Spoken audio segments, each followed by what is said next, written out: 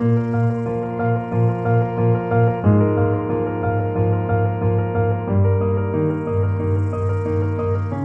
this was a city of browns and grays. Railroads owned a third of the land, and trains rumbled night and day to the cacophonous riverfront. Factories belched fumes and leaked chemicals. Now Jersey City has come back as its own antithesis, clean, green, and growing. An example, urban planners say, of outstanding smart growth. The city is already on its way to become a world-class destination for both corporations and families. It's Renaissance, a remarkable demographic and economic U-turn that is just another milestone in the legendary city's history. Jersey City in the last quarter century has gained about 30,000 residents, 27,000 jobs, and 18 million square feet of prime office space. Another 8,000 housing units are being built, and permits have been issued for 10,000 more. Jersey City is fast becoming an inspiring story of urban renewal.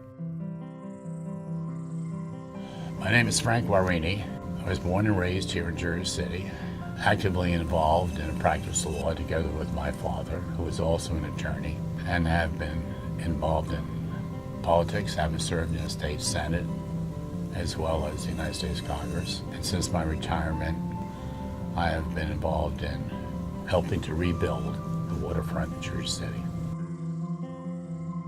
When a person comes to move into a new community, they're concerned about school services, law and order, police services. But one of the most important things they're concerned about is medical services. Healthcare in Jersey City has had a very primary and important role. The people of our community have always demanded good health care, and fortunately, they've always received it.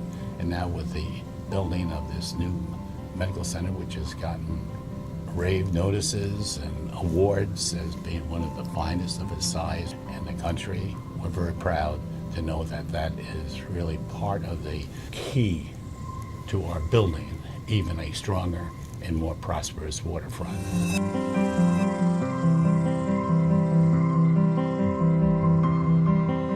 Joe Scott is a remarkable leader because he's brought an enthusiasm.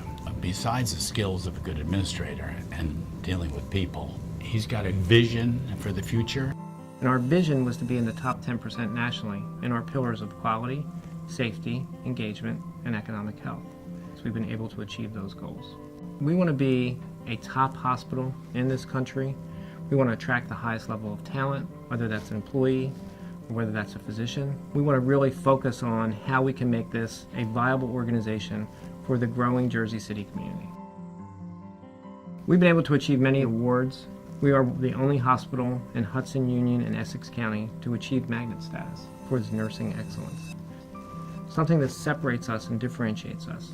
That doesn't happen because I said we're going to be a magnet hospital.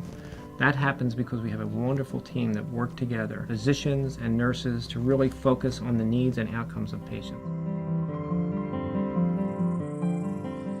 We've been recognized by Castle Connolly for 2 years in a row as the top hospital under 350 beds. We were the only hospital in Hudson County to receive an A rating from the Leapfrog Group for patient safety. All those things happen because we have a wonderful team that works together, and that we have the support of our medical staff, of our employees, of our volunteers, of everyone who wants to make Jersey City Medical Center the best that it can possibly be.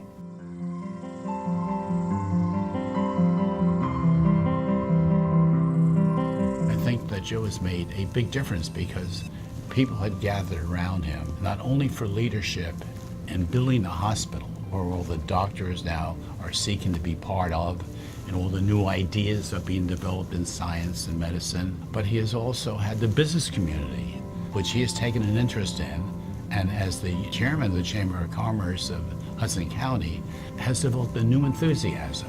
And it is important that the businessmen have a voice in government. I think that the business community could give a tremendous amount of help to develop a plan for growth here in Jersey City.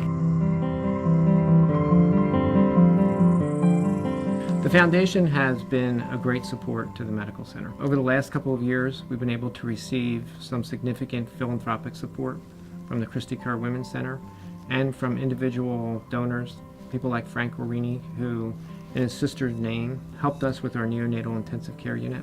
But we're the only not-for-profit, the only trauma center, we're the only open heart surgery center, we're the only level 3 neonatal intensive care unit. We provide the highest level of services to people in Jersey City and in Hudson County. Without us, the medical infrastructure support for Jersey City and Hudson County would not exist.